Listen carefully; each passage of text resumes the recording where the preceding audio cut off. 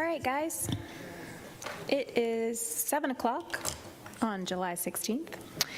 We'll go ahead and open the City Council Caucus meeting. Just one item on for discussion tonight, but I have just two other things that I wanted to talk to you guys briefly about. The OKI Brightleaf Narrows Sidewalk Grant is the first item. Councilman, I know that your name is on here, but do you mind if I take the lead on this? Okay. All right, cool. So this probably predates quite a few of the council members that are on right now. And it actually predates quite a few of all of us being in the positions that we're in. So this goes back to 2017, I believe. So as you guys know, this process, the OKI grants that we receive, they're kind of far out. They take a while to come to fruition, and then there's specific phases that are all separated each fiscal year. So you've seen in the budget for many years the property acquisition or the design actually. And what we're recognizing and what we've kind of sat down and discussed this with VOCs is the costs of this project have skyrocketed. Okay, and we knew this was going to happen about 2 years ago after COVID, and the prices skyrocketed. And with OKI grants, you're allowed to ask for a one-time 10% increase on the dollar amount that they were going to give you. So the original estimated amount that was going to be given was $220,000, and then the city's portion was going to be $44,000. So then when they allowed us to do the 10% increase, it raised it to $242,000 as the OKI grant, and then the city's portion was $48,400. The latest update, and this is based on VOC's most recent numbers, the project is $522,718. Okay, so that is a pretty significant, so we're taking it originally from 220 up to 522. So that changes the total city contribution to the $328,000. So, and we're not even ready for construction. We're still in the design phase, so we haven't even done the property acquisition phase, which is next fiscal year, and then the construction phase the year after that. So think of how much the costs are going to go up between now and then. So Ed Milliken presented an idea, a plan to tackle this and get it done this fiscal year for pretty much the exact same dollar amount that we were going to spend anyways. And it might, if we wait for 2 more years, the prices are going to go up, and we probably will save money if we just do it now and not utilize the OKI grant. So our new approach is going to cost approximately $320,000 to $340,000. So pretty much the exact same contribution amount that we were going to be contributing anyways. It's going to complete the project all the way from Brightleaf down to Nelson. Ed was able to rework the design just slightly, so there's no property acquisition. It's all in the existing right-of-way and easements. So that eliminates those unnecessary costs anyways. So it's a less expensive. Obviously, we're going to spend those dollars anyways with the matching contribution. So it's less expensive overall, and we get it done this fiscal year. The way that we were going to pay for that, I'm going to let Peter explain just a little bit of the road budget and how we do that with the holding back the 2 streets. Do you care to explain that a little bit? Sure, be happy to. Okay, so what we do typically out of our street improvement capital budget is we project out all the streets we're going to do in a budget year, and then we take the majority of those and bid those at the beginning of the year, and we hold back a street or two until the following spring. So that way, if we hit change orders or something like that, we have the funds available, and we don't have to come back for any kind of budget amendments. So in doing so, this year, we're going to be doing the majority of our streets, holding back a street or two until next year. And then we'll bid it, and then those streets start in typically April, and so you have an April, May, June construction timeframe. So what we want to do is take one of those streets, and then instead of bidding it and starting it in April, we'll bid it and start it in July, freeing up the money to do this street project. So this takes care of the issue. It'll be full connectivity in our right-of-way, and we'll just get this done once and for all. Ms. Kyle? I have a question. Why was OKI going to be so much more expensive? What were they doing that we're not doing, or? That's a great question. So long time ago, the design was very different, or the design exists the way that it is, and you can't, once you apply for the OKI grant and you receive those funds, you can't make any changes to that existing design. Because we had talked it through with VIAX quite a bit, and they're like, we can't make any adjustments to this, or we're not going to meet the grant qualifications that we've already agreed to. So we couldn't change the plan, which then requires us to acquire land. When you acquire land, the state makes you go through their process, so you have to hire an outside contractor that is state approved. That person then has to negotiate the land deal. Then also an added cost is the state also requires an inspector to be on site for every single moment of the project. And from Ed's estimate, it's about $1,200 a day for a project. So there's a lot of additional costs that are built into that project that we're only having to do because of the OKI grant. And I'm not, it's a great opportunity. And if it would have happened many years ago and we didn't have the insane price increase, we probably wouldn't be having this conversation. And it would still be a beneficial project to utilize their grants. But because of that huge jump, like I don't know if we've ever seen anything like this, where it has gone this high, from the 220 of the original to 522. And I'm sure we're not the only city that's experiencing this situation. And they probably want to reevaluate this one-time 10% increase because it's just not possible. It's not feasible. So. Well, thank you. That's why I was in favor of going ahead with the Stevenson project on those sidewalks, because that would have been the same thing. I bet if you bid that job today, no kidding, Nikki. Yeah, it would be way higher. You're it right. really would. You are right. Ms. Jasper Lucas? So can we just clarify where this all is? Because you said Brightleaf to Nelson. Nelson, but Brightleaf and Nelson don't intersect. That's Narrows. All the way down Narrows. Okay, to so Nelson. Brightleaf Yeah. to Narrows to Nelson. Yep. Where Narrows becomes Nelson. Correct. Okay. Yep. Or where? Yeah. Okay. I just wanted to visualize that. Sure. So basically, where there's already sidewalk on Brightleaf, are we replacing that, or is that just because Brightleaf to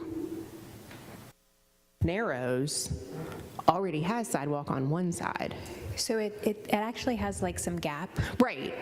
So it's filling the gap. Okay. It's not replacing. Okay, because it's a pretty decent sidewalk. I mean, we have a lot of sidewalks that are much worse. Sure. So that's why I just want to make sure we're not tearing up we're not spending money on something that already is decent. But I understand, the rest of it. Yeah. And then my other question is, if we basically say, see ya to OKI, are we just giving up that money? Yeah. Because we can't Yeah, do you're- something else with that money. Yeah, you're Okay. not allowed to do anything Okay, else with it. it is what it is. Yeah, and I think, I don't think we're alone in this. I think it's the city of Florence has just had to give up a grant of the OKI, right? So this is probably going to be seen more until they alter their 10% one-time increase. Ms. Schreckers? So this number that Ed came up with, is it? It's based on the current numbers that we are getting from Humphreys Construction, like the most recent sidewalk bid that we have approved. Okay. So they're like real-time prices. And is there any way to talk Ed out of retiring? Ed, if you're listening. No, he is literally counting the days. The moment you see him, he raises his arms in the air and he screams the days left. So, no, he is very happy. And it's, well deserved. So, any other questions? All right, cool. Okay, there's two other things I want to talk to you guys about real quick. Okay, so we talked at the Parks Master Planning Task Force a couple of weeks ago about the Cherry Hill public workshop that's scheduled for the end of the month. I believe it's July 30th from 6 to 8. I just kind of wanted to talk to you guys about what we're doing on our side. It's going to be very similar location and setup as the Cherry Hill Town Hall that we had a couple years back. But we're going to do it slightly different. We're going to have a presentation to the entire group so that they're all receiving the same information. And then we'll have a question and answer session where everybody's going to be able to participate and answer their questions, and then have like some break off, one-on-one conversations for people that want to just have some more in-depth nitty-gritty details. But what we're doing also on our side is we're creating a landing page on our website to be able to have a Google form where people can ask questions. They're going to be able to have access to the presentation. So if you can't attend the meeting, you can still go through the presentation and then use the Google form in order to ask the questions that you have. And then when we are at Cherry Hill, because we won't have any kind of AV equipment, we'll have a probably something similar to what's outside there with the honor banner, with the QR code, and we'll have the presentation where people can click the QR code and they can bring the presentation up on their phone, and they'll be able to follow along with us while it's being presented. So my ask of you guys is if you can participate, if you can be there, and help answer questions. I know Mark is going to work on a couple of like the talking points and some of the highlights, and to be able to set you guys up for success for any questions that are thrown at you. Your participation would be greatly appreciated. And if you have any questions between now and then, Ms. Schreckers? When the Google form environment is set up, can we receive a weekly aggregated report of the just so I don't know that if we there's going to be that much data, but Okay. I mean, because this is July 30th, so.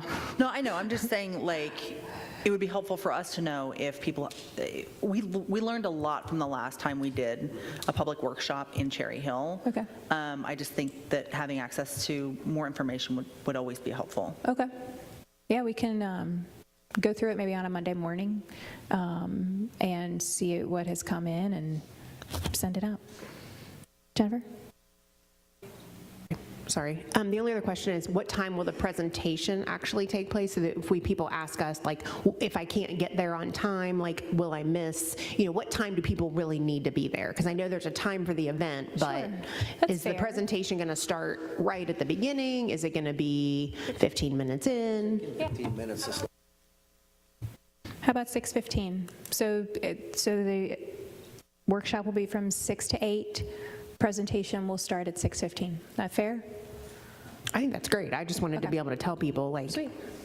there will be a formal presentation. Because I think people who attended the last one may not be expecting that. Yeah. And so to kind of set the expectation of there is going to be a presentation, that sort of encourages them to get there by 6:15. So, okay. No, that's helpful. Yeah, we're doing it slightly different. I mean, I think what Peter does very well is kind of debriefs after what we do, like an event or a meeting, to try and figure out what did we do great, what were our opportunities. So I think we're changing it up a little bit because we identified that maybe not everybody was getting the same exact information because there were so many people talking. So being able to have more control of what information is being given, that it's all true and accurate, and then be able to answer their questions, because if we're answering the questions out in a crowd, then we're probably, with one person's question, we're probably answering 10 other people's question, and there's no need to have everybody restating the same thing over and over again. So, any other questions? Cool. If you do have questions about that between now and then, please let me know. The only other thing that I wanted to throw out there to you guys is just to, like, oh, I'm sorry.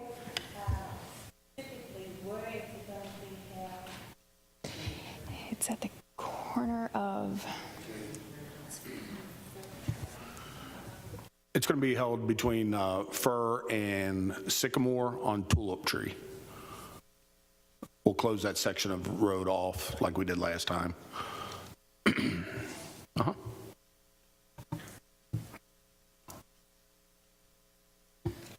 okay. And I don't know if we've put that out there just yet to the public, but that's in the works. Okay, all right, cool.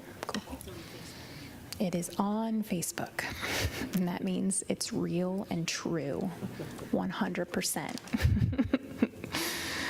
Okay, the last thing before I'll let you guys go. Last year, we kind of talked about when we were entering the conversation with the property tax rate. So that it's getting to be that time of year. So let's start making sure that we're thinking about all of the different tax rates that we have. You know, we talked earlier in the year, Rebecca, you had brought up the franchise fee, the insurance premium tax rate, the payroll tax rate, the occupational license fee.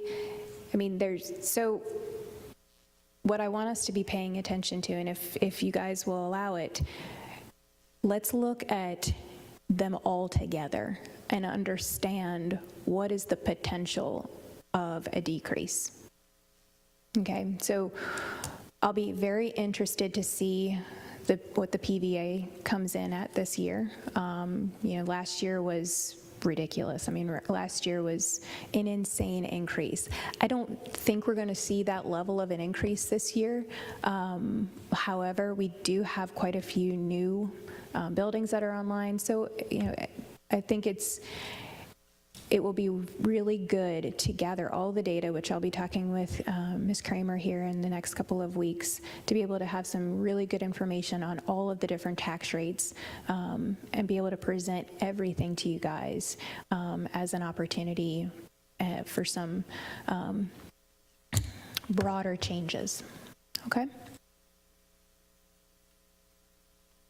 All right, anything else? All right, that was 20 minutes, guys. Brilliant. Do I entertain a motion that we adjourn? Ms. Reckers, Ms. Kyle, any discussion? All in favor say aye. Opposed? Motion carried. Have a good evening.